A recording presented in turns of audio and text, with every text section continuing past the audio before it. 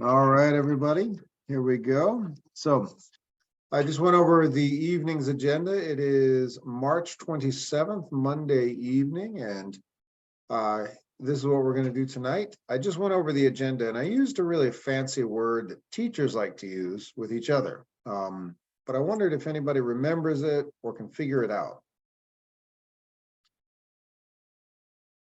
Outside of educators, not many people use this word. It's a really irregular word, but more educators are starting to use it. Other professions are starting to use this word. It's becoming more common in the US. Asynchronous. Who remembers what that word means? I've used it a couple times, but not often. Anybody want to take a guess? Ensemble, no. Pretty good. The way you can figure it out, even though it looks strange and long and complicated, it's one of those words. The answer is inside the word itself. So review, no. Close. What does this word mean? Is it something about synchronicity? Yes, Bibiana, perfect. So what Bibiana used is this noun, SYNCHRONOUSITY. Did I spell that right, Bibiana? I don't know. Sorry, I don't know. Let's just hope I spelled that right. Okay. So synchronicity, Bibiana, tell us what that means. Synchronicity. Let me just make sure I spelled that right. Synchronicity. I don't think I use the word synchronicity very often, but I use the word asynchronous very often. It is like when you are going to the same line with someone or something. SYNCHRONICE. Oh, there's no U. I questioned myself there. I was right. Didn't need to put, hold on a second. Let me redo this one.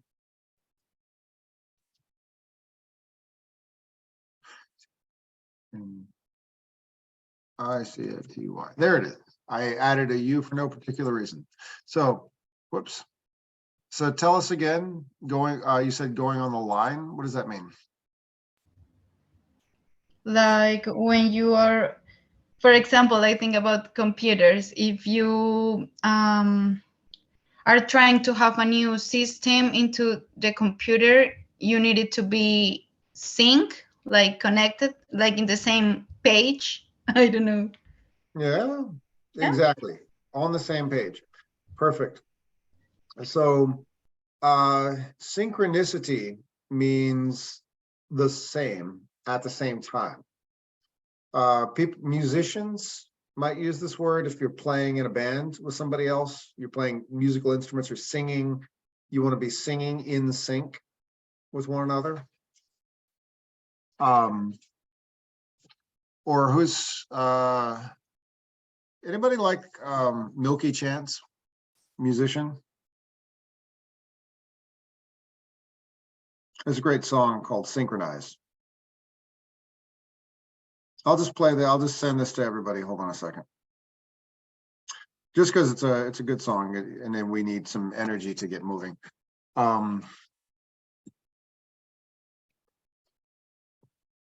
Here we go. So to synchronize, yeah. There we go. All right, so I'm going to send everybody a fun song, music video. All right.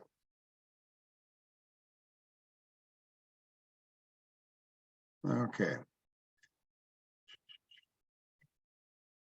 All right, so there it is. So at the same time is synchronicity. If you are in sync, synchronous, it means all the way Bibiana said, on the same page. There it is. All right. So yes, I just sent everybody the song Synchronize. Now, if an assignment is synchronous, what does that mean?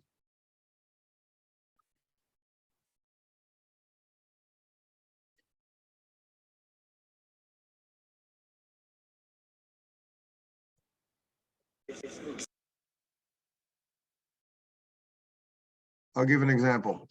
For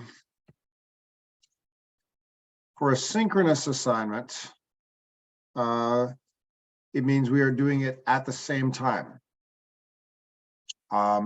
Asynchronous means you're not doing it at the same time. Can anybody think of an example of that?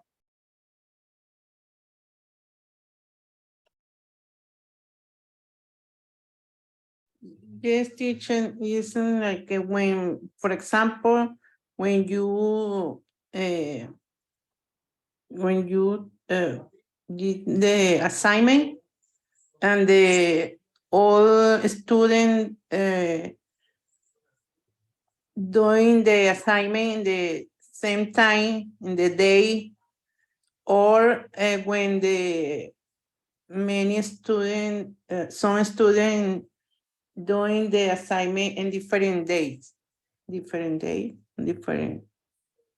You're on it. You're on it. Yes, you're on it. So,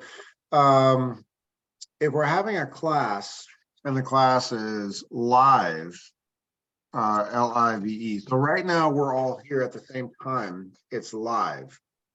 If a class is recorded and our assignment is posted, the work for that assignment will be done by different people at different times.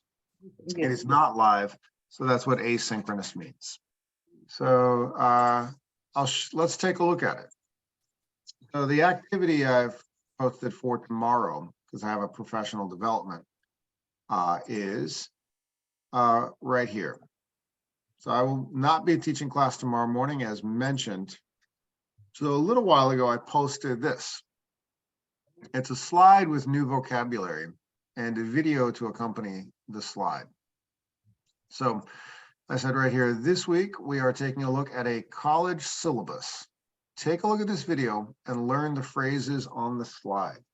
So when we meet back together for a synchronous class, I'll be reviewing all of these phrases on the slide together. And you can also get a head start to look at the video. And all of you are actually looking at it first, because the rest of 6B will be looking at this tomorrow morning. So I'm giving everyone just a head start, a little taste of tomorrow's activity. So that's what asynchronous means. So let's keep going. We need to finish the end of the story. We never got to, we had 2 breakout rooms discussing these questions right here, the 2 at the top. What were some of the problems with Article 9 of the French Labor Code? And how did COVID change lunch culture? And these 2 questions, that's pretty much how we ended class Wednesday night. Anybody remember an answer to this first one? What were some of the problems with the French Labor Code, Article 9? That's question number 1.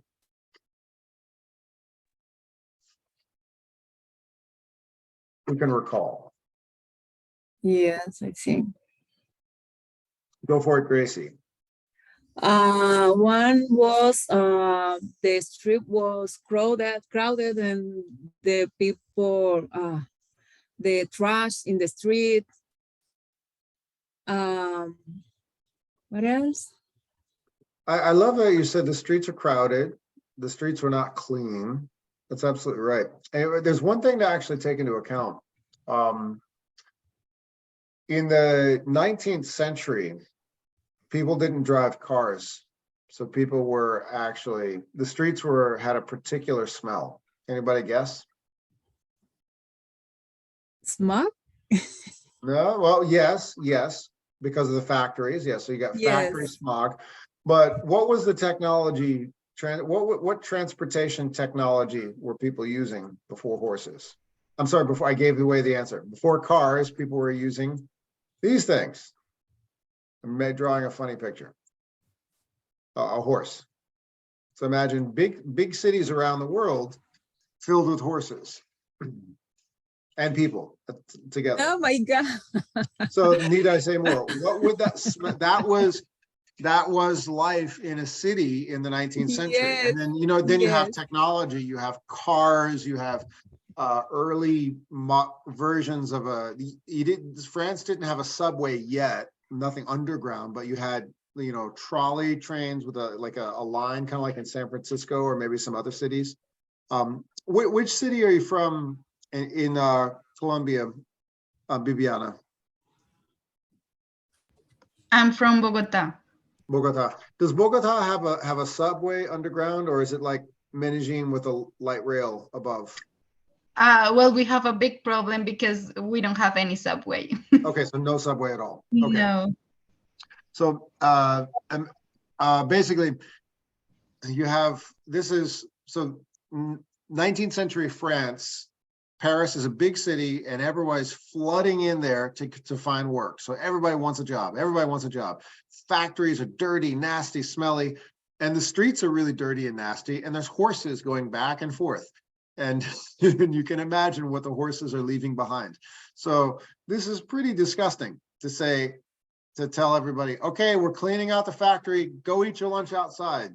And the way Gracie said it perfectly, this was not a nice thing to do to these workers. To say, eat your lunch outside. There's no tables, there's no chairs. The streets are nasty. Why are you, and most of these women were saying, why are you doing this to us? This is horrible. Don't do this. And before the culture would change and people, the infrastructure of Paris became more enjoyable to eat outside with, these lovely tables and chairs on the sidewalks, and it's romantic now. At the time, it was pretty disgusting. Nobody wanted to eat outside. But as generations changed, culture changed, and it's perfectly normal to leave your office and lounge around on the sidewalk to have during a hour-and-a-half lunch break, which would be weird to an American, but perfectly normal in France. Yeah. Question number 2, how did COVID change lunch culture in France? We kind of stopped right there. Anybody remember? The government told them to don't go outside because of the COVID. So it was weird for the people because they were used to go outside to eat. You're right. So this was a huge, anybody know the word pivot? I'm doing this with my hands, to pivot, going this way to going this way, or a huge shift, a huge change. So essentially you have a generation of people that have gotten used to going outdoors, mingling with whomever you come across on the street and enjoying your lunch, and then taking your time to get back to the office and you finish your work later in the day. That's what they're used to. But suddenly government says, okay, we need to not have people interact with each other. If you're in your workstation, stay there, because people can get sick if they're interacting with each other in restaurants. Restaurants are closed, none of that. If you have to be in the office, stay there, don't go anywhere. So isolate, be like the Americans now. Basically, go to work, stay in your little office space, and maybe you'll talk to 1 or 2 people around your desk, and then you go home. The end. That's it.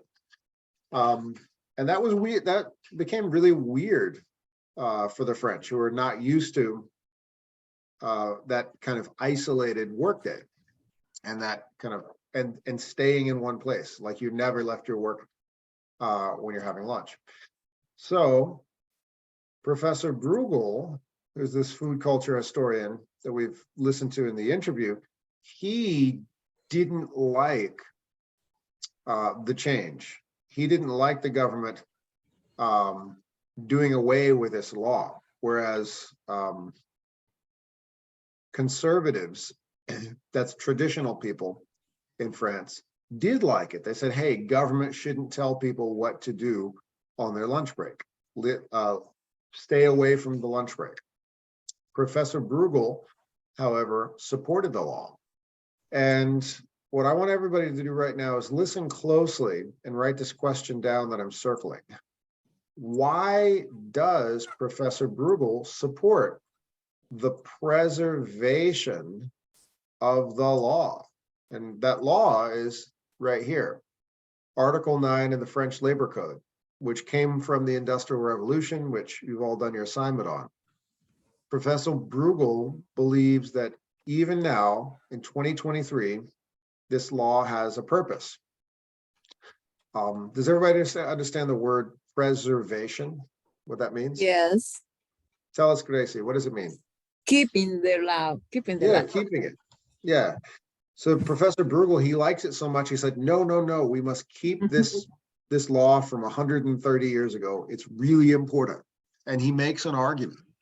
And that's the end of the show. We want to try to listen to Professor Bruegel's idea to keep this old law and figure out what he means. But before we do that, I want to ask all of you, what do you think? Do you think that France should maintain this tradition that you're not allowed to stay in one place and have your lunch? You must exit your workstation and go somewhere else to eat. I want to hear from everybody. Take your time. Can Who's I? Go for it, Gracie. Gracie, tell us, what do you think? I don't think that they still need to be forced to stay or go out because it's another time, it's another moment, everything changed. Mhm.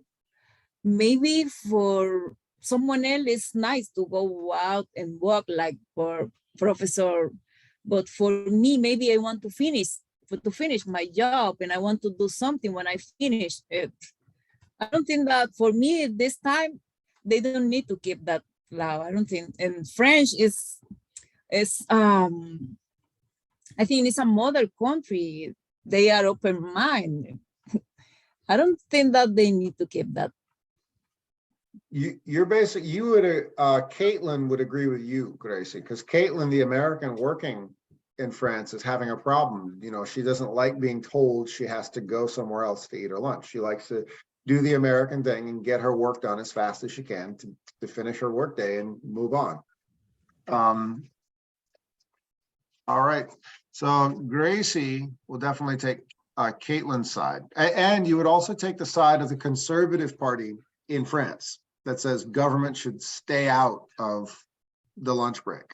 That's your Yes, I think time. it must be an issue of every company or the position. They can negotiate that by themselves. The government, I don't think that the government must need to be involved in that kind of choices.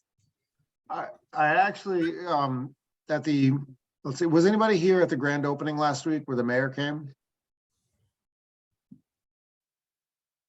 Just looking from this. Nope, nobody was here. I mean, here, I'm at home. Anybody at El Centro, the new building? So I actually ran into a graduate from last year who told me the story of working in Haiti for a French company that essentially exported to Haiti this French tradition of the extra long lunch break and telling people to go outside. And he said that as a Haitian, even though French culture was still very much a part of life in Haiti, he didn't like it. You know, he's like, wait a minute, I'm working, I want to get my work done. The computer would shut off, say, you must leave. And the computer, there was actually a program. You were not allowed to type anything during the lunch break. You had to exit the office, go somewhere. And it's like, it's the middle of the Caribbean. It's sweltering hot. People want to stay in the air conditioning. But because it was a French company and that was their tradition, they forced their employees in Haiti to just leave. Like, imagine. And he's like, his name is Daniel. He would tell me, he's like, it was just weird to them. It's like, why are you making us go outside and come back all sweaty? For what? We know about that. We know point? about that. It's hard. It's a hard place. Like, why do you make us do this? But it was just their way. Anyway, yes, so Gracie says, no, it does not have a place in the modern world. Who's next? let's hear from Bibiana or Faride or Fatima. Well, I think that they should stay in the same law to be outside because they need an air, no? They need. Okay. Well, I would like to. I would like to be able to maybe go outside, go to a park in my lunchtime, relax a little bit because sometimes work is stressful, and that also depends in what is your work.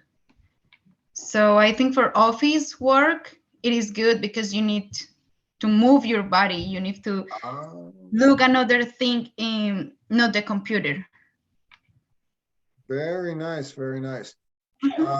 For me, Yeah, tell us, they Fatima. can now force people again because they used to go out. I think for me, don't change the habit. No, the habit. No, Okay. change Keep the change tradition. that. Yeah, because you are playing like you making a player. No, because they force them to go out in the first time. Then don't go out. That's not good for the employee. For me. Everybody For my outside. Nobody go Yeah. outside. Yeah. Get out. Stop. Don't go anywhere. Yeah. Okay, so Fatima and Bibiana, you would support Professor Bruegel's article, argument of preservation of the law, Mhm. keeping the tradition. Yeah. Yeah. That's what people know. Don't mess with it. Mhm. And Caitlin, the American, can deal with it. You're in France, Caitlin. That's what they do. Get over it. When in Rome. Let's see. Anybody else? If you want, you can just type in the chat, keep it or get rid of it. Keep the law, get rid of the law. And I'll just take a look to see what everybody thinks. Give everybody a minute.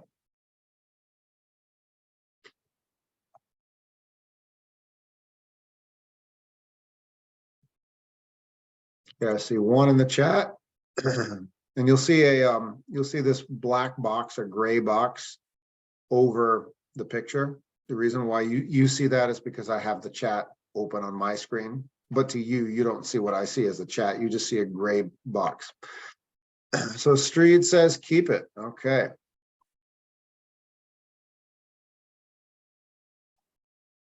Anybody else?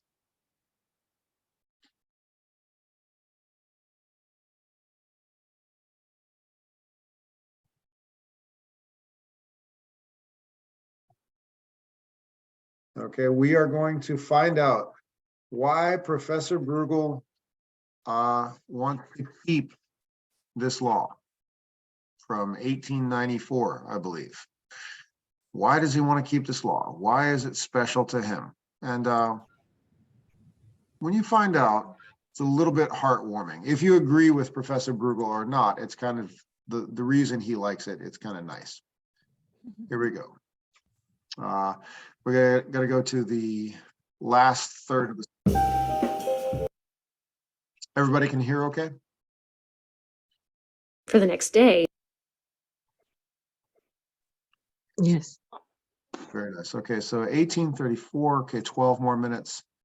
Let's scroll down. Bistros. That taking a break with coworkers made work more about them. And one of the arguments is this idea of segmented time. He poured through trade journals, This message comes from NPR sponsor Basecamp.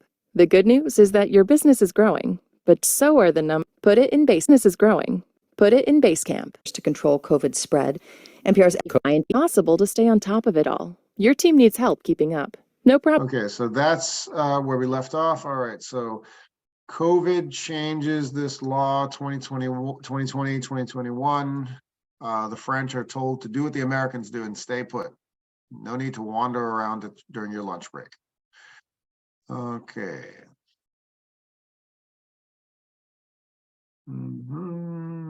Here we go. Sorry, I gotta scroll down. Hope I'm not making you dizzy. Okay, here it is.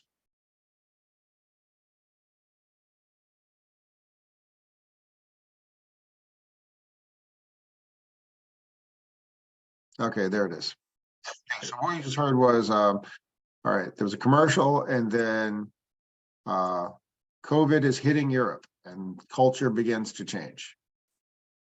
Join the thousands of growing businesses each week that use Basecamp. It's the all-in-one place solution for organizing and collaborating. Keep it together. Put it in Basecamp. To learn more, visit basecamp.com/NPR.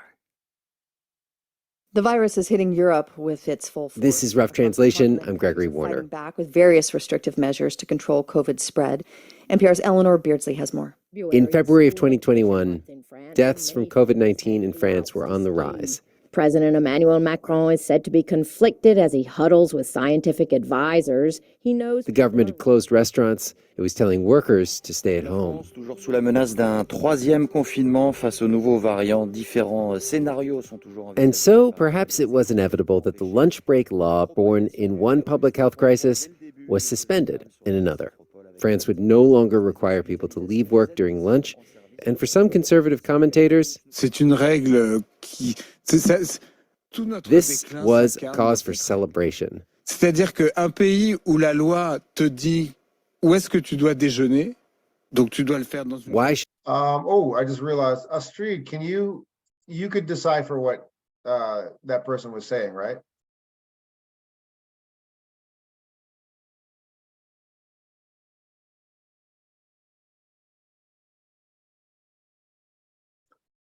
What's your question, teacher? Well, I was asking, Astrid, you could understand what he was saying, right? Me too. I understand a little bit French. Oh, you understand? Okay, so yeah, or Fatima, can you give us a summary, a little bit of what that guy was talking about? Could you repeat the sentence, please? Sure. Just a Sure. little bit. I'm not good at French, but I know a Yeah, no little problem. bit. scientific advisors. He knows the government had closed restaurants? It was telling workers to stay at home. Toujours sous la menace d'un troisième confinement face aux nouveaux variants, différents scénarios sont toujours And so perhaps it was inevitable that Yeah, did you hear a little bit of what that guy was saying? Yes, troisième confinement. That's mean the third. What the in English the word like when COVID come, nobody out. Okay. Confirmo, it's mean like nobody going out. Oh, yeah. Lockdown. Lockdown. Troisième confinement, that's mean the third lockdown. Ah. Oh, yeah, third lockdown. Wow, interesting. Yeah. Your translation is better than this one. Cool. Thank you. So essentially, wait, here it is. law born in one public health crisis was suspended in another. France would no longer require people to leave work during lunch. And for some conservative commentators, C'est une règle qui... tout notre this déclin was s'incarne cause dans for cette- celebration. C'est-à-dire qu'un pays où la loi te dit où est-ce que tu dois déjeuner, donc tu dois le faire dans une... Why should the government regulate eating? They said this is typical bureaucratic overreach, which Martin did not like very much. So Fatima, can you like fill in a few of the blanks? Or was what that guy said was like, this is a great thing, or? Yes, he said like this country like change the la loi. It's mean the law, change the law. Like that's what I get. Yeah, essentially that's where the word conservative often it changes in time and place and culture, but in this time, usually people who are more traditional want less government. It changes sometimes, but generally people who have traditional political views, and it changes in time and place, want less government. Yeah. People who want more change say, hey, government, here's a problem, fix it. Yeah. People who have the opposite idea want more change. They want more government. People who are traditional, or the word conservative, they say less government, stay out of our business, leave us alone. That's generally the argument. So the political views of people who want more government versus less government. In France at this time and place, people who want less government are saying, this is beautiful. No government, don't tell us what to do. We do, leave us alone. But Professor Bruegel is not aligned with these conservative ideas at all. And we're going to find out why. He didn't like this change. And let's find out what's his problem with the change. I felt it was my responsibility as a historian, but also as a citizen. Martin feared that President Macron heading into an election might appease the conservatives by abolishing this law permanently. And Martin, as an historian, had seen how culture change can come in times of crisis.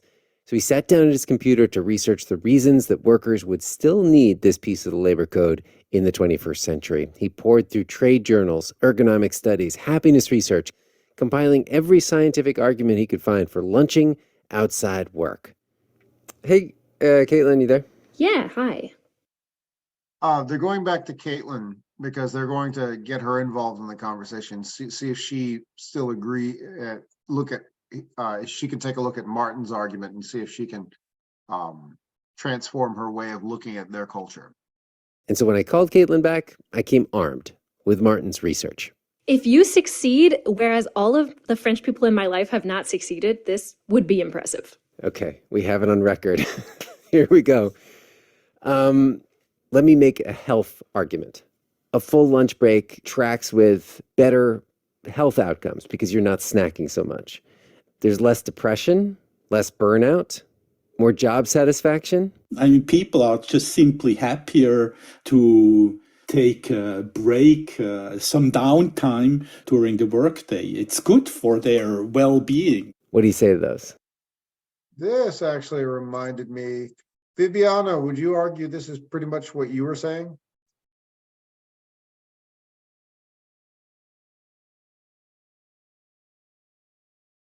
Oh, you muted, Viviana. Hey, sorry. Yeah, when I listened to this, I paused and I thought, that sounds like Viviana. Would you argue that this is pretty much what you were bringing into the conversation? Yes. Well, I think, for example, I work in front of computer all day. Yeah. So for me, having my break to go at least to, I don't know, smoke a cigarette in front of the building, but at least I'm moving my body. I can, I don't know, see the sky, think about another thing. So I think it's good for people because if you're doing a work when you need to focus all yourself in the job, you also need the time for you because we are humans too. We are not machines. I work in front of a computer as well. Actually, I'm in front of a computer right now. I'm working. Oh, never mind. Okay, see how much we have in common? Okay. Okay, everybody, clap over. Just kidding. Do you think that don't we need that time?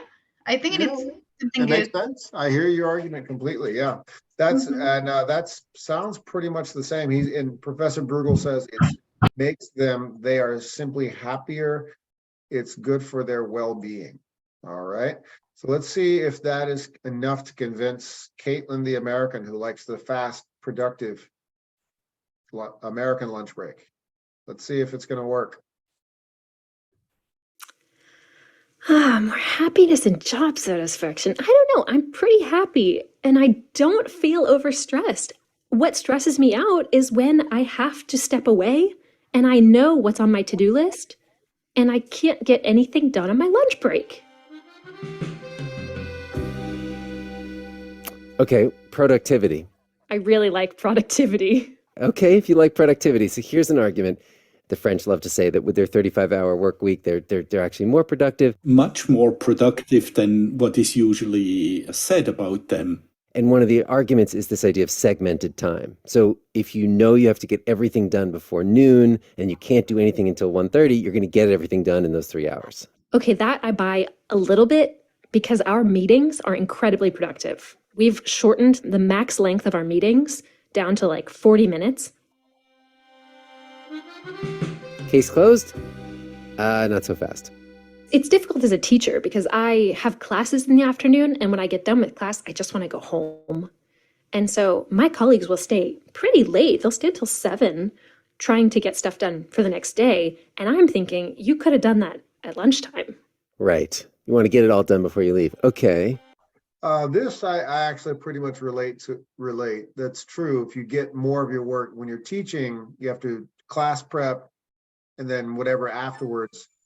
If you get it done ahead of time, you will have, it will seem almost like you've got more of your life back rather than staying late. Let's see. I don't think Caitlin is convinced. Does anybody here think Caitlin is going to be convinced? No.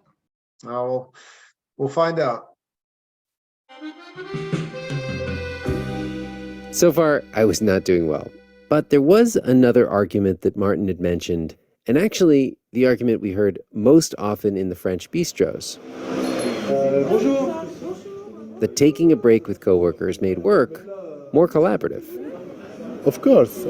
It's a moment of sharing thoughts, sharing. They said that it's easier to work together if you understand the way that they think. Know what they think, what they are actually. And if you understand why do they keep saying no to this thing I asked them to do? Why do they work like that? Oh, there's something going on in your life. Maybe that's why you're stressed. You eat, you drink, and you can understand why. So you have less conflict, like you have more understanding. It's only off the record. It makes our relationship stronger, and it's easier for us after that to work together. And a lot of people said that it made them care about their colleagues more, that it made conflict easier. Several people brought that up, actually. Okay, new argument. There's fewer conflicts between coworkers when they know each other better in a non-work way, meaning they've created connections with each other. They know each other as people, not just as colleagues. That I buy. You do buy. I buy it, yeah. Does everybody know this phrase, I buy it? I buy that. It doesn't mean making a purchase. What does it mean? I buy that. got it. I got it.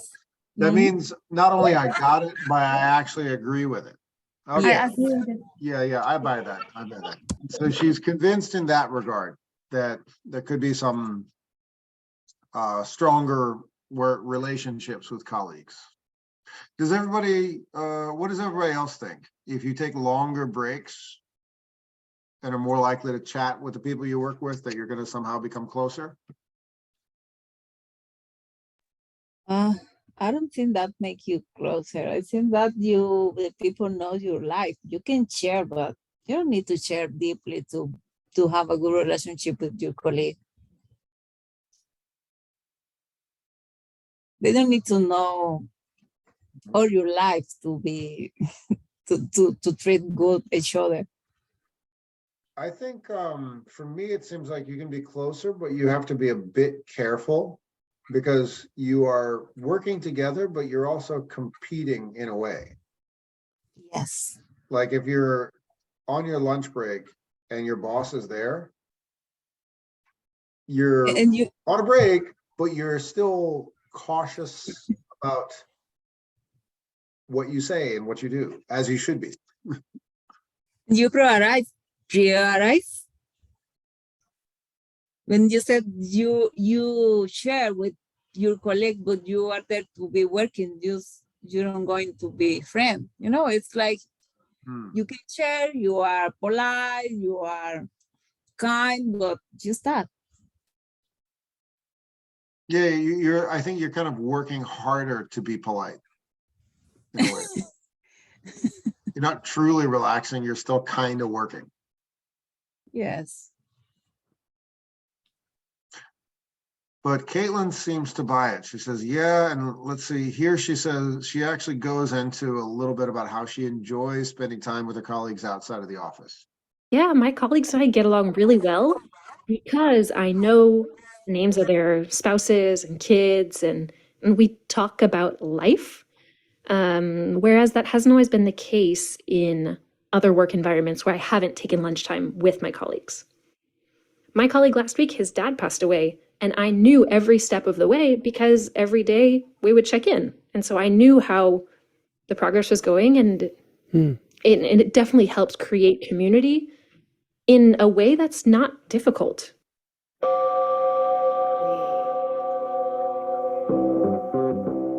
In every good film noir, there is that moment when the private eye realizes his client has been concealing some key fact that will crack the case.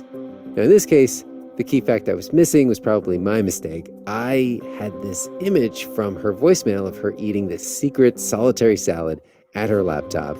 And so I called Caitlin on a mission to convince her to share lunchtime with her colleagues. But now I realized I only had half the story. When I asked her to describe her ideal lunch, yeah, it starts with the salad and the to-do list alone.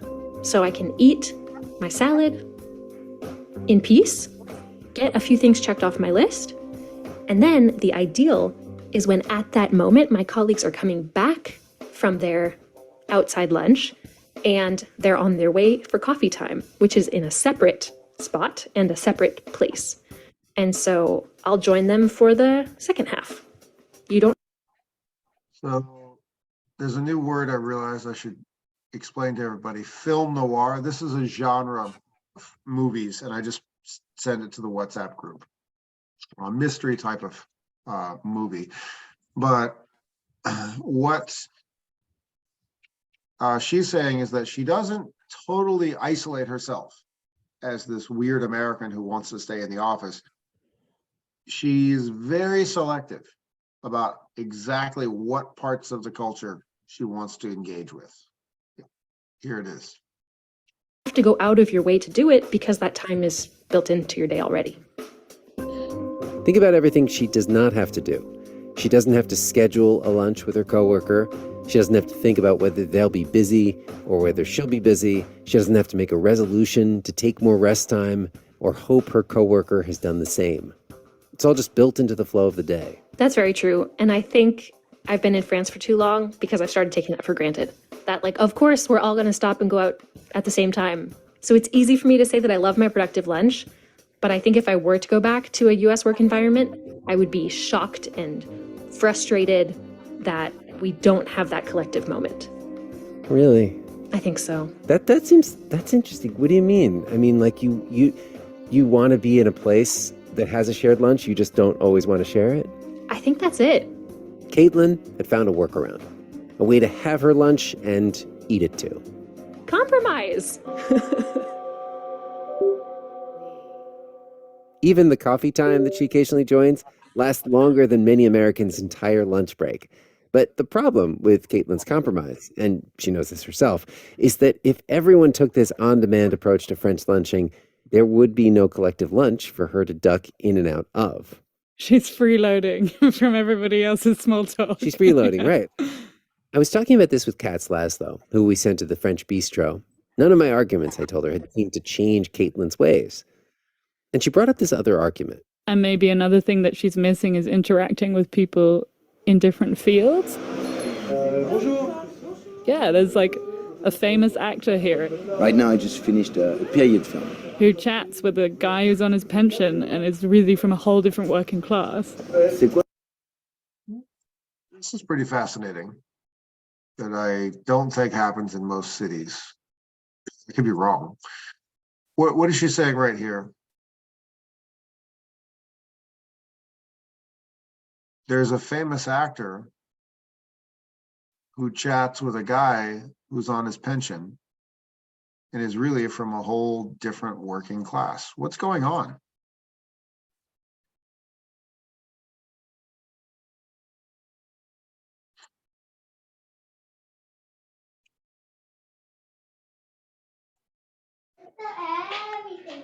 Has like open thinking, you know, a lot of stuff from each one, maybe.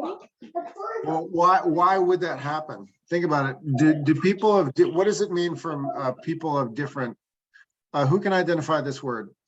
Social class. What is social class? Social. We see different status. Yeah, different similar to status. social status. Yeah. A different social status. So why would people from different people of a variety of social statuses. I don't even know, someone from one social status be sitting side by side during their lunch break with somebody from a totally different class. Like, let's say a hedge fund manager who makes, $300,000 a year is sitting side by side with a retired person who sold auto parts and lives off a tight budget, who's sitting next to, I don't know, an Uber driver, and they're all having a conversation. In what world would that make any sense? All these people somehow be sharing the same physical space and conversing with one another. Why would that happen? Does that happen in most cities? I think it is thanks to the law, because the law allows them to be all together, like in the same space, sharing food. It should be normal in all the world, but at least in France. Oh, I think you muted yourself before you finished what you were saying, Bibiana. Sorry? I think you muted yourself before you finished what you were saying. No, I was saying that I think it should be like normal in the whole world, like being able to speak with someone from a different social class. But it's good that at least it happened in France. But why does this happen? You're right, it is because of this law, Article 9 of the French Labor Code of 1894. But does everybody understand why this would happen?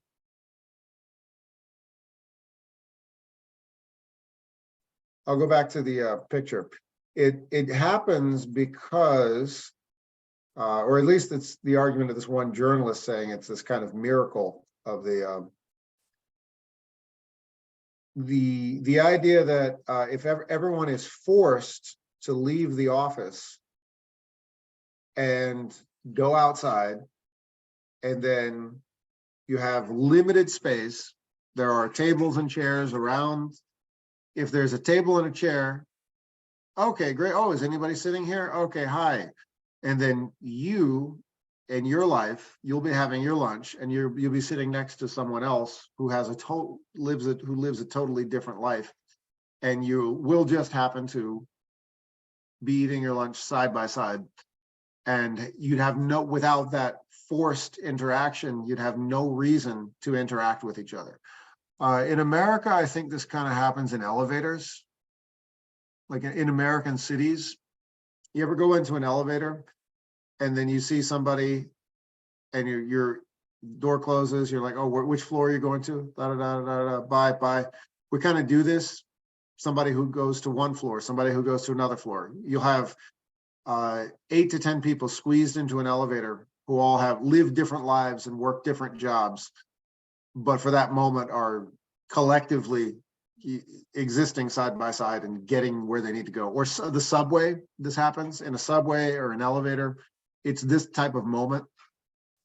But this Article 9 of the French Labor Code has created an extended version of the American subway ride, where people from totally different worlds are forced to be in a small space together and coexist. And Americans wouldn't talk to each other, or at least have long conversations on the subway. It would be a little odd. But that apparently is not weird in this culture. And they know each other, and they talk about their day, and they know what's going on in each other's lives. C'est quoi votre relation? There was another 2 people who I walked up and assumed they were mother and son or something, and they were complete strangers who just wound up at the same table and were like, yeah, we're just having lunch together. Juste voisin de table. Je lui ai demandé de m'asseoir à côté parce qu'il n'y avait plus de table. And I think there's also a sense of community in that, and a sense of opening your mind because you're talking to people. Non, je connais pas monsieur, il a été gentil, il m'a dit oui, voilà. And I think maybe that's something you would miss if you didn't go out. That is, to me, the ideal lunch where things happen. Martin also made. So Martin gives one more reason why this law is very special to him.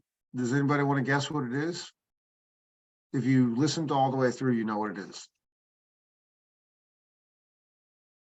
Martin makes one final argument about this law, why it's important to him.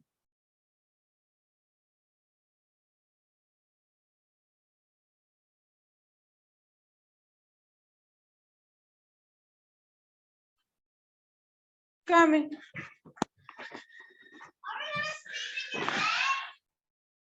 Okay, here it is. This is why the law is extra special to Martin.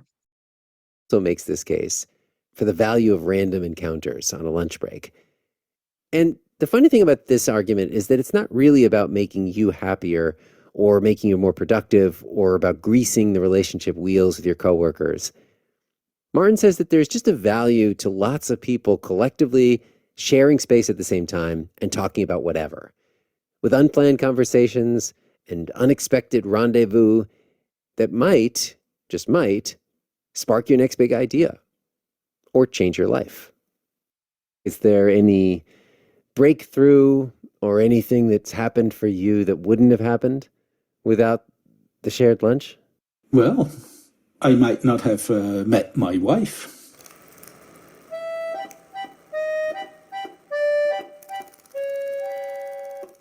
What is the story of how you met your wife, if you don't mind telling it? His love story, How do you say marionette? starts with a student of puppets. She was working at a National Museum of Popular Arts and Traditions to look at traditional puppets. She catches the eye of a food culture researcher. And I happened to go through there looking at popular food habits. And I saw her. I approached. But Martin does not want to be so bold as to just ask her out on a date. Enter Petit à petit, shared lunch. we took lunch together. The social cost is lowered. He doesn't have to ask her out. He can just join her and her friends. And so that's how we got to know each other. You're saying the custom of the shared lunch gave you the courage to ask her out on a date. And the possibility also. See, there's a lot going on in meals. From lunch, you can go to dinner and to the movies, and the rest is history.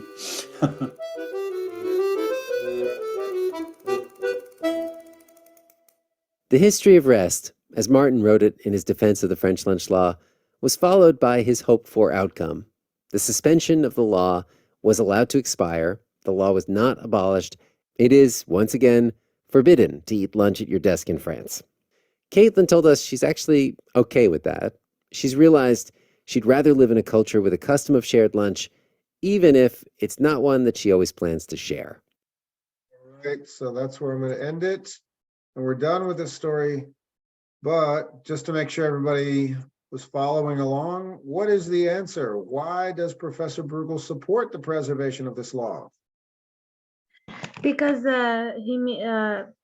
this way maybe he made her wife, his wife. Oh, so it's very special to him. Yeah. Yeah, that's why he supported. Yeah. Yeah. So he wants the next generation to have those random encounters with people they don't know. Yes. And I was thinking, if you see someone, you have these feelings for them. In American culture, you have to take it. You're already taking that bold step. Would you like to have lunch with me? Oh, we kind of think we know what that means. We don't have this social excuse to have lunch with somebody because it's just lunch. Yeah. So let's take a break here. Speaking of a break, we're 1 hour in. Let's take our break, and I'll see you in 10 minutes.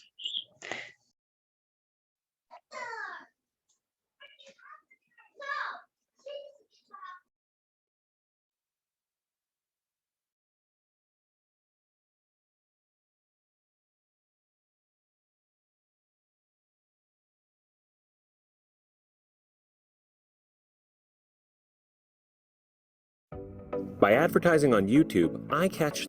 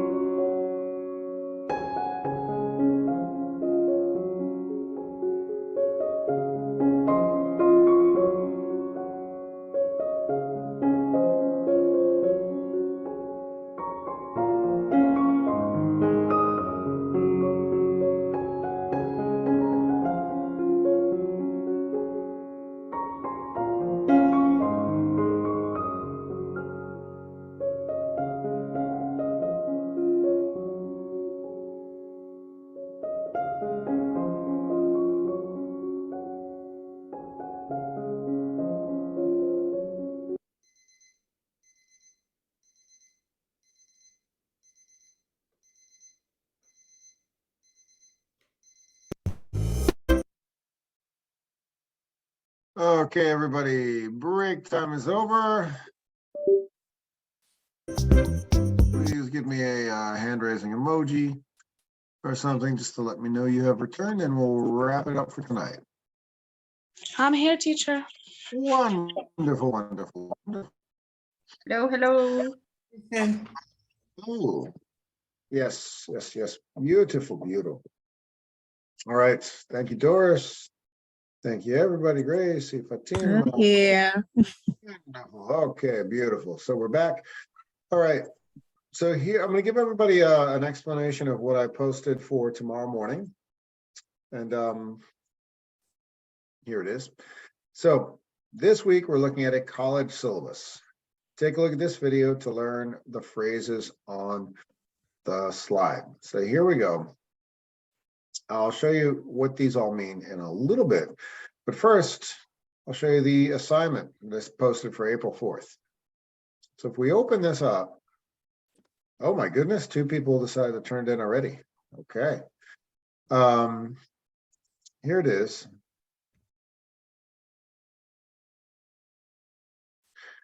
Let's start reading through this together. So BHCC, that's Bunker Hill Community College.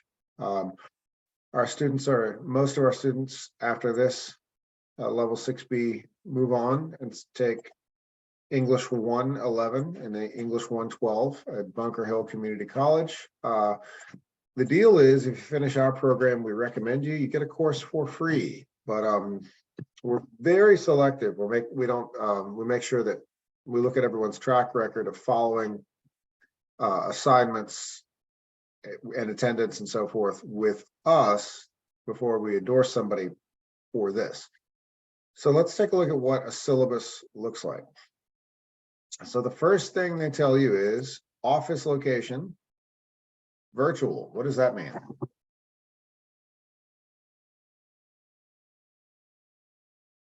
Online. It means the classes are not in a for this particular syllabus, I think it was a year and a half ago, they don't have in-person classes. They're all remote classes. Office hours, Wednesday, 4:30 to 5:30. What does that mean, the office hours? This is one of the phrases in that video. Office hour, that time for office open.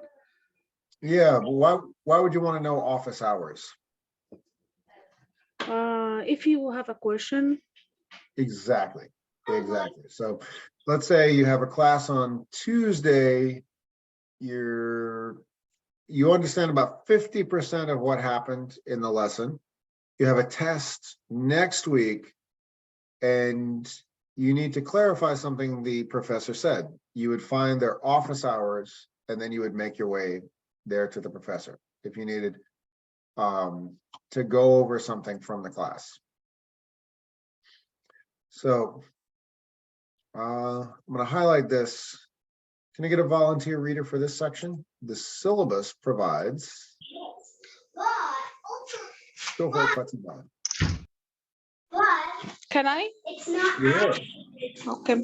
The syllabus provides a course overview, cover course goals, and student and instructor expectation, Yep. and serves as a guide for in the class and at home independent requirement. Note: the syllabus serves as a living document and subject to change at the instructor discretion. So this is it's an overview of what to expect and what they mean as a living document, meaning periodically the teacher might make some changes throughout the semester. So just because one particular assignment has this due date, something could happen. I don't know, an emergency, they can't meet for class, whatever it is, they can make an adjustment. All right, so they give you required materials. They give a long course description. Very often for students who are just learning English, the course descriptions can sometimes be really intimidating. Sometimes the language in the course description is more complex and dry. Dry is a nice way to say boring.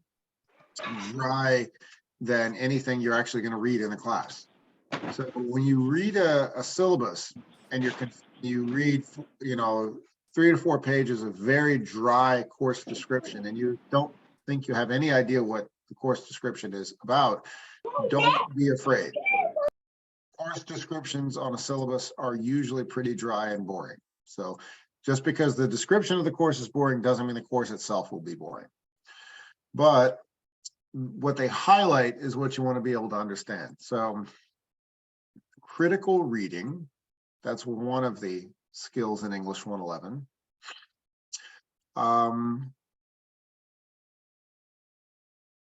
What we did a little while ago, what we've been doing every day for this class is critical reading. Identify a thesis, evaluate evidence, evaluate competing claims. That's critical reading. Anybody identify, see in what we just did at the beginning of this class, some of these particular skills?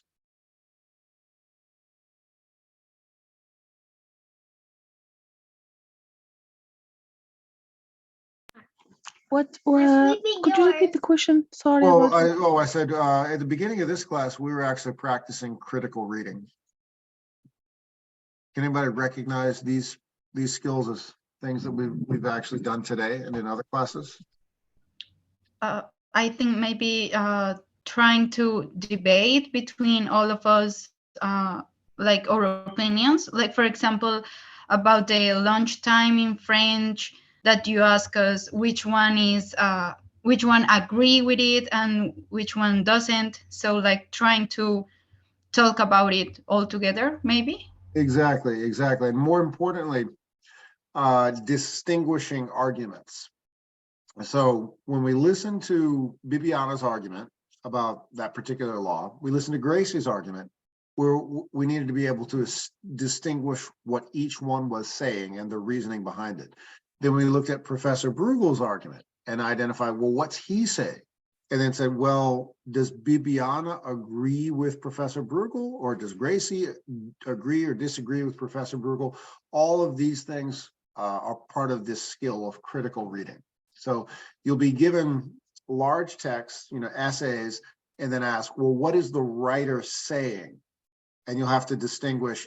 What many English language learners confuse with critical reading is they'll confuse their own opinion versus the opinion of a writer, or if you're reading a fictional story, the opinion of a particular character in the story, and get them completely messed up. And then the professor reads what the student says and then says, okay, I don't understand any of this. So critical reading, it's distinguishing arguments, identifying evidence, making claims.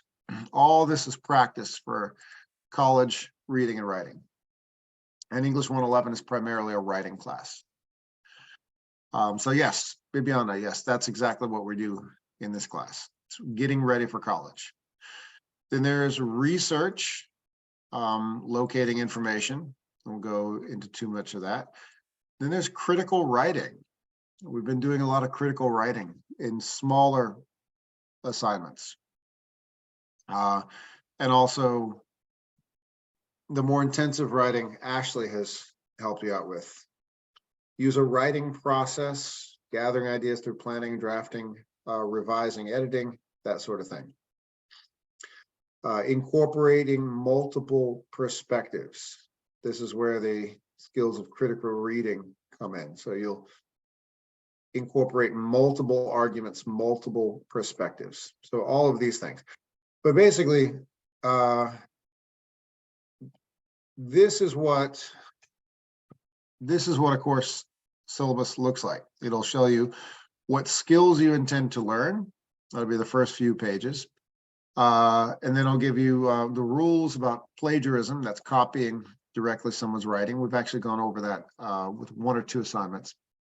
And then this is, I won't even explain what this is. This is called the breakdown. Who can tell me what this is?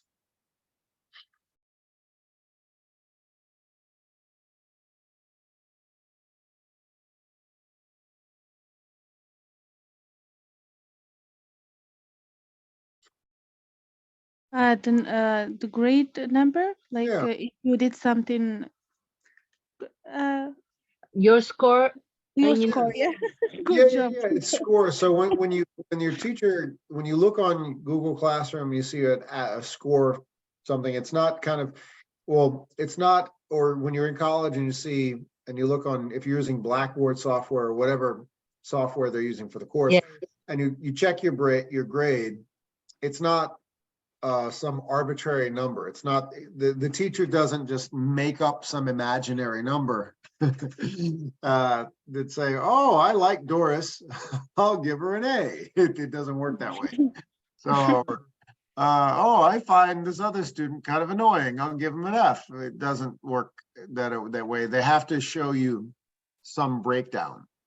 So whenever the teacher, for a particular assignment, if the teacher is giving you, let's say you get a C+, 70 to 77 to 79, you want to be able to look at that and say, okay, show me the breakdown.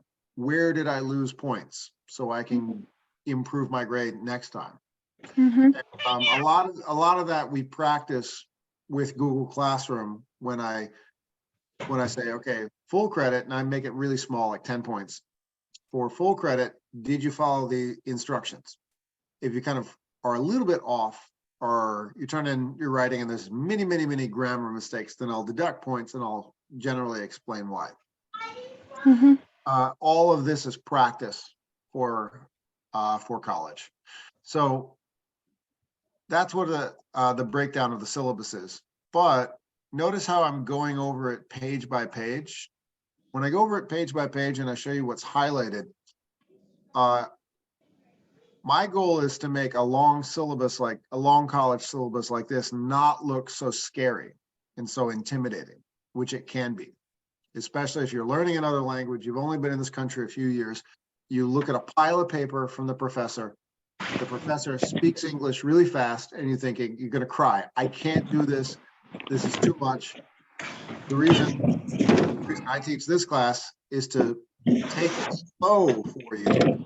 So you realize, wait a minute, I can do this. This is within my ability. I'm perfectly capable of doing this. I just have to break it down, understand step by step what it is the professor is asking me to do. So what I've asked everybody to do for this assignment is, after reading the syllabus in class, listening to the interview with alumni student Annie Sanchez, that's right here, I won't play that tonight, describe in 60 to 80 words what will be your biggest challenge taking college classes in America, apart from language. The easiest thing to say is, hey, English is my biggest challenge. I know that. What else?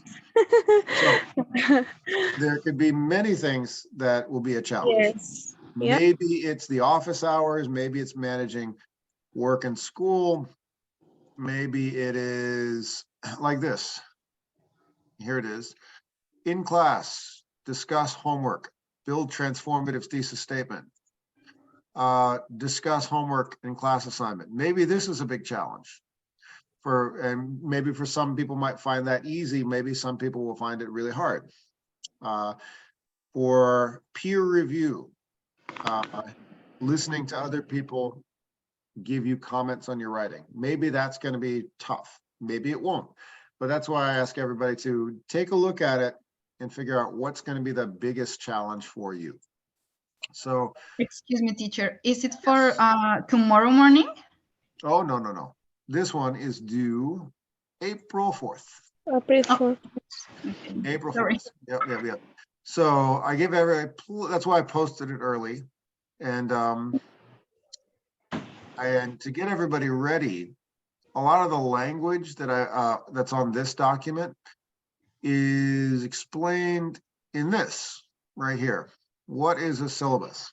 So tomorrow, everybody can take their time and take a look at some of these phrases.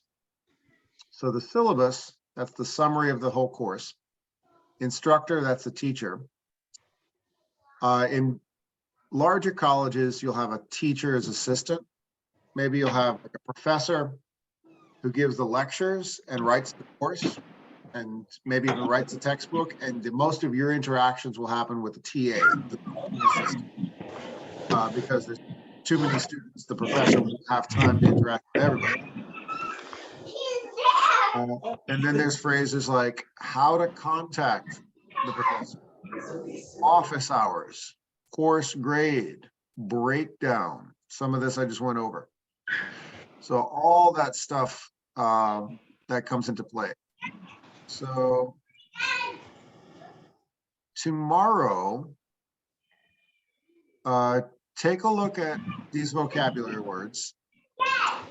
And in this video, you'll see a Waterloo University student. I'm not sure who this is, or maybe it's an academic advisor, whoever she is making the video. She explains what to look at in the syllabus, and what to understand. And all these vocabulary words come in. Course code, penalties, tests, or assignments. academic misconduct, all that stuff.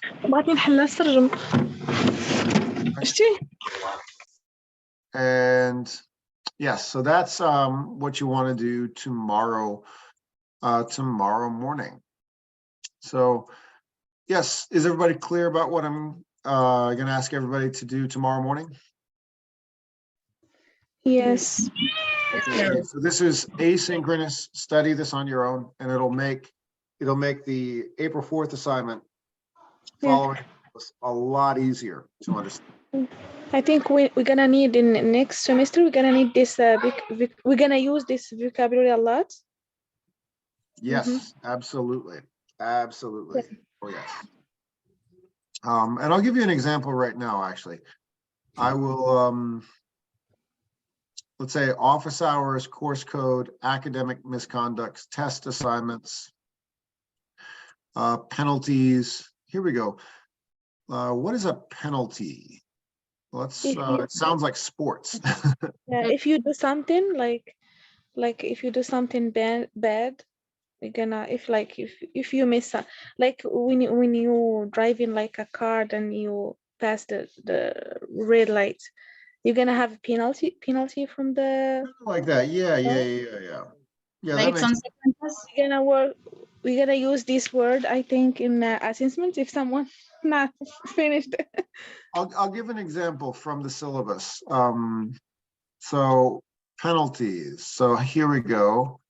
I'll look in the following a syllabus. Whoops. That's one of Ashley's. Hang on 1 second. Following a syllabus. Here we go.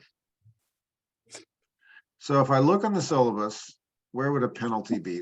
They'll break it down. Here we go. Critical reading, research, attendance. Okay, here we go. So these are their rules on attendance.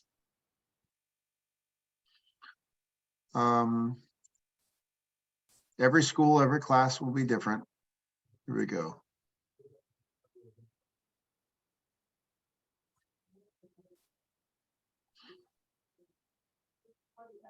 Anybody want to, or actually, what I'm going to do is I'm going to ask for a volunteer reader, and then I'll ask who can explain the penalty. Can I? Sure. Okay. You will write Yeah, right here what I'm highlighting. All paper submissions. Okay, all paper submission fall on Friday and should be submitted by 59 p.m. Attendance. So this right here implies a penalty. Yeah. If you're not, maybe you're gonna have a less point or less grade, maybe. Right. So essentially, if you're not, paper, yeah. Tell us, Fatima. If you're not turn in your homework before 11:59, maybe you're gonna have less score or something like that. That's the penalty.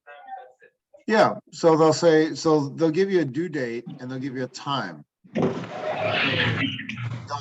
They'll say this assignment is due on this day by this time. And in this case, her weekly submissions for this is Professor Clark. Weekly submissions are Fridays by midnight. So you have your work through, you have the assignments through the week, and your paper is due by Friday at midnight. If it's turned in, what if you turned in the paper at, I don't know, 7 o'clock Saturday morning? You're gonna have penalty from the team. It's late. Maybe they'll just say it's late and they deduct points, or maybe they won't even accept it at all. I don't know. Yeah. So that's essentially how this is why following the syllabus is really important. Yes. Yeah. Here we go. Next up, Fatima, yeah, you can read. Or does anybody else want to read? Right here?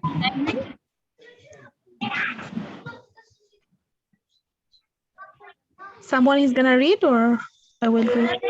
Fatima, break here. there's Ramadan happening in the background. So, Sorry. Yeah, sorry. your I whole have family is celebrating, and you're stuck with us in class. yeah, all my family here. That's why. Sorry about that. Sorry about the noises. No, you're fine. I know it's a holiday. Yeah, thank you for joining us anyway. Isabel, you want to read this part right here? Yes, I can. Okay, go for it. Class attendance. Class attendance is extremely important. The best policy is not to miss any classes. You will be allowed up to 2 absences during the semester. After the second absence, your final grade will be reduced by a minimum of 1/2 letter grade.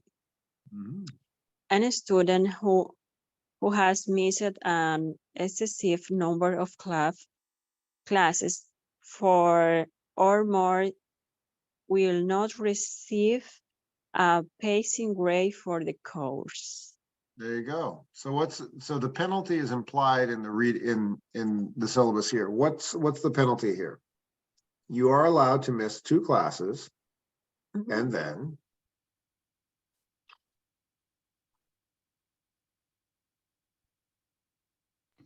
And then you're not going to be able to graduate from that course if you take more than 4 classes out? right. So you can miss. So 1/2 letter grade. you can miss 2, but then if you're absent 3 times with no, rationale, no excuse, no interaction with the professor. If you just disappear and don't say anything, they'll say, okay, 3 absences, your A grade turns to a B, your B turns to a C. And then below that, guess what that means?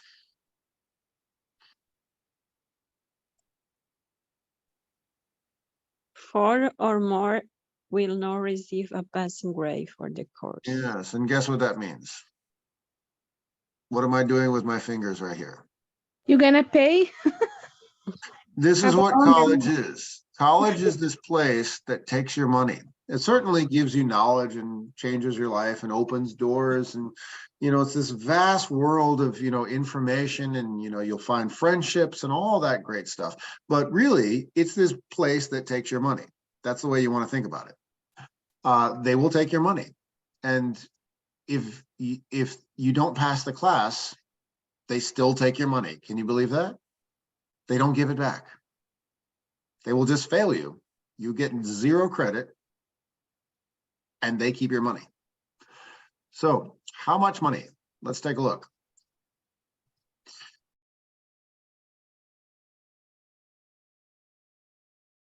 So the most affordable, Bunker Hill Community College. We're not looking at Simmons. That's another private college. Here we go. We're looking for community college.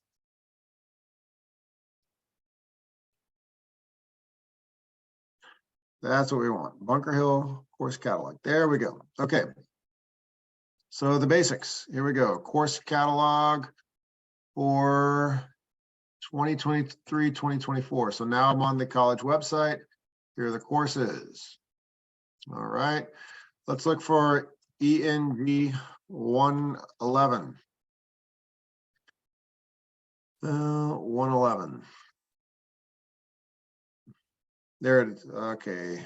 AHE 111, business 111. We want, there it is. This is it. Okay. So this is in court. What I did, does everybody realize how I just found the course? It's the course code. It'll have a number. So English 111 college writing. This is where our students attend. There it is. That's it. So prerequisites, credits. All right. Now let's look for and 1 second.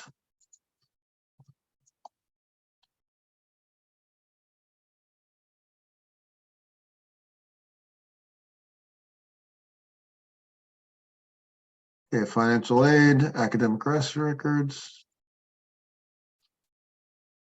Trying to find the price tag, just okay. Hang on 1 second. Just gonna do a quick search.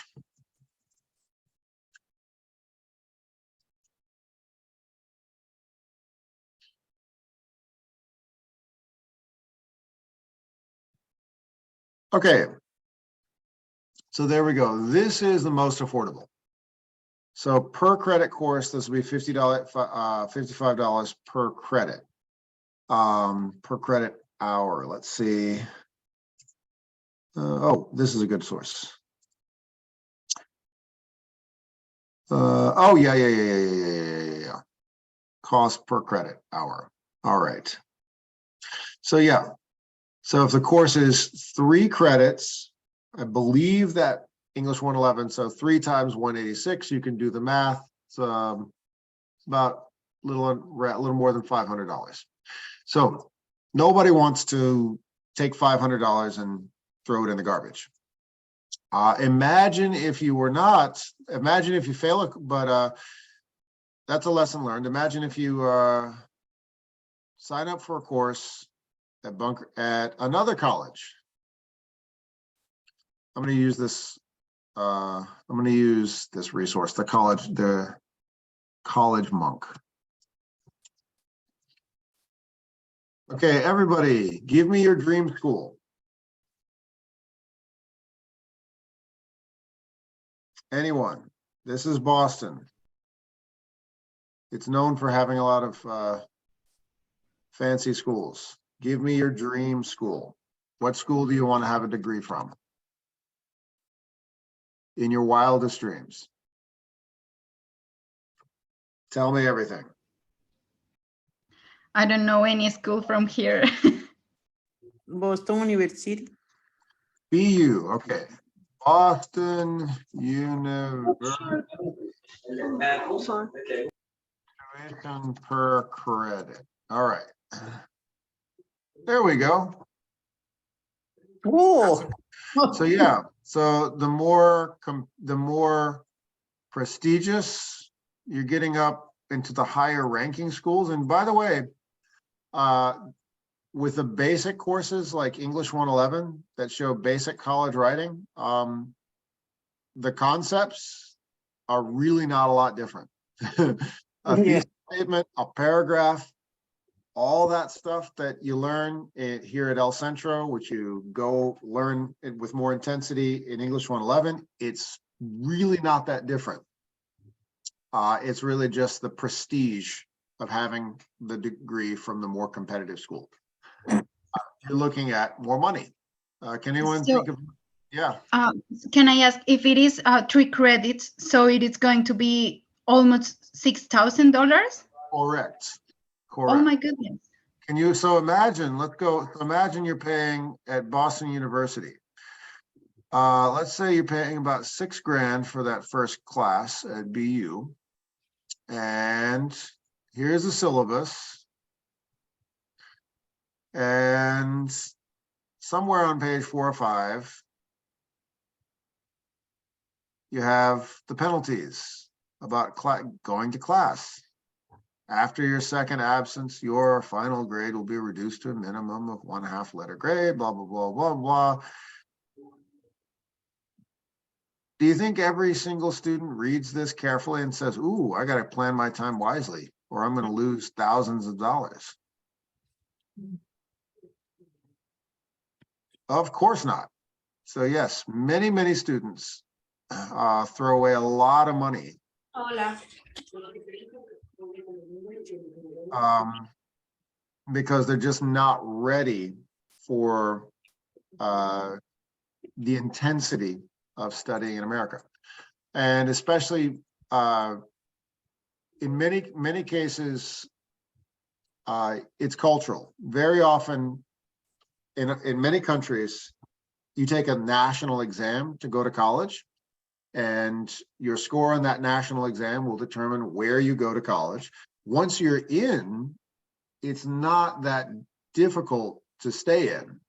You just keep taking the tests. You don't disappear, and you will get your degree. In America, once you're in, life gets harder. Your classes get harder. Your expectations increase. And it's a test of working in an American company one day.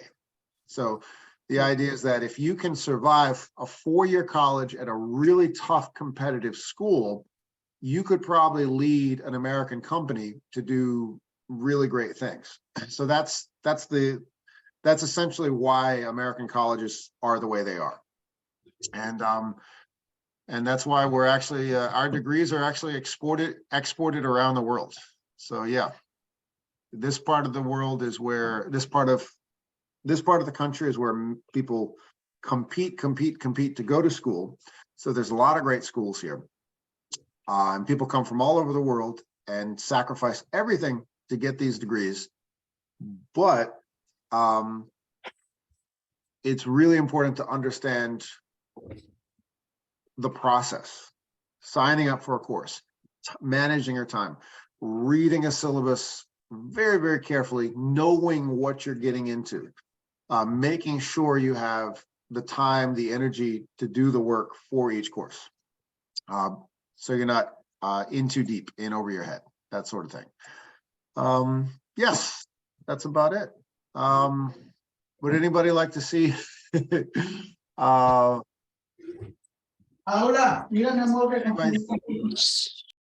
anybody like to see a bigger price tag? Yes, university, Howard teacher. Howard University. I had a colleague once graduated from Howard University. That's one of the great HBCs.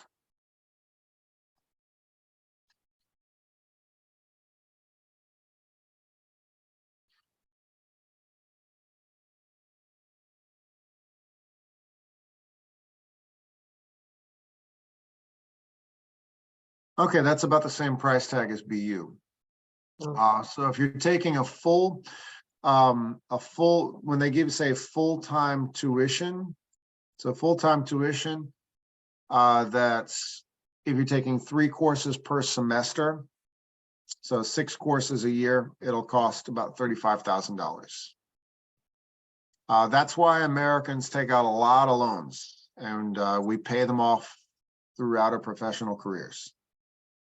And let's see, Doris, you've got your son. This is also why it's very important to apply for these. Yes. Who knows what these are?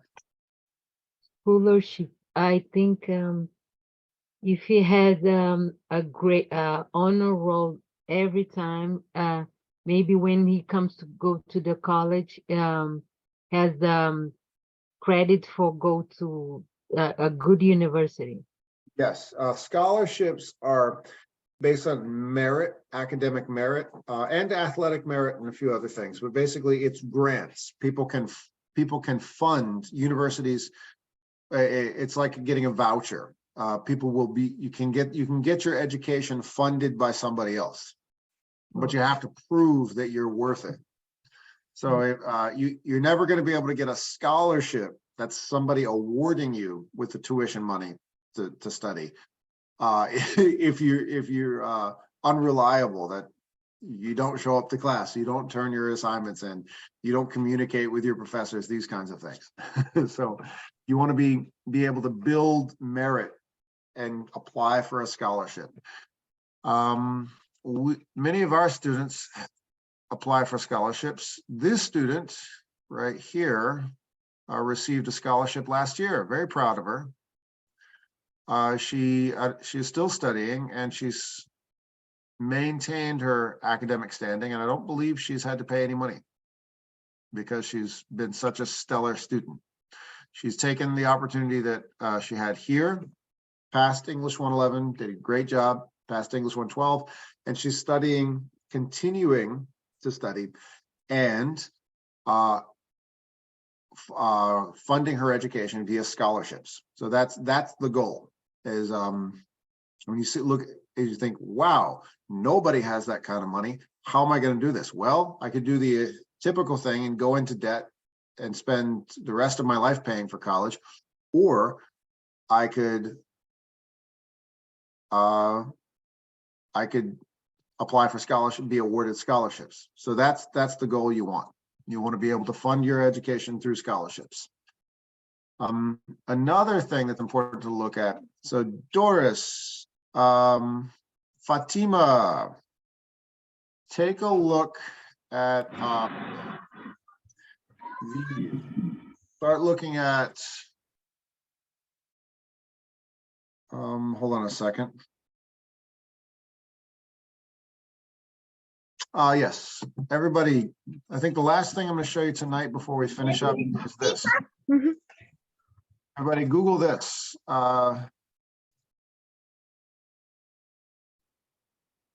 Google that right there.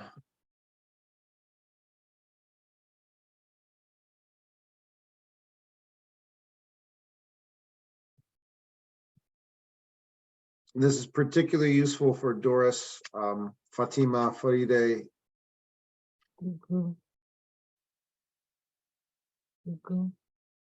Yeah. This is for what, teacher? Yeah, tell me what this is. Is saving is about the account. A planned tax advantage savings plan. It's a open school. No. Yep. Some required get a tax. Exactly. And choose from right the portfolio option. Communication. Okay.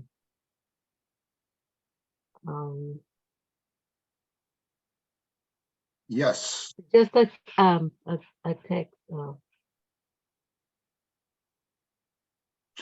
Yes. So if you're saving for your kids' education, this is something to look into. Yes. There you go. Right.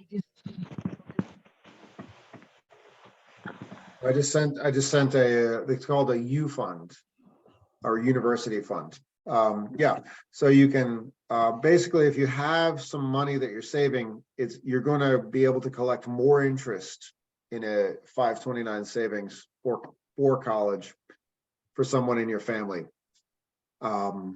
If you can put away any money throughout the year, somehow put together a budget, whatever you can put away, it will help. It'll help you. If your kids are young, start now. You'll be able to grow more for the college savings. If you yourself say, you know what, I want to continue my education throughout the next few years, start saving for yourself right now. And maybe you'll take 1 or 2 classes, and then when you have a better job and you can put more money in there, and then you can pay a lump sum for 1 or 2 classes, it's great. So yes, that's I think that's all I'm going to show you tonight. And I feel bad having class in the middle of Ramadan. Well, Faride's family is, enjoying themselves behind her. I'm sorry, Fatima. Anyway, I think everybody's exhausted. Sorry about the noise, teacher. No, you are fine. You're fine. You're fine. I know it's a holiday. All right. That's it. So yes, this will be, take a look at all of this, and tomorrow this will keep you busy. Watch this video and learn these phrases. Okay. And, Okay. you can call it a night, just a few minutes early. Okay. Everybody ready to get some sleep? Yeah. Thank you so much, teacher. Thank you, everyone. Everybody. Bye, everybody. Bye. Thank you. Good night. Take care.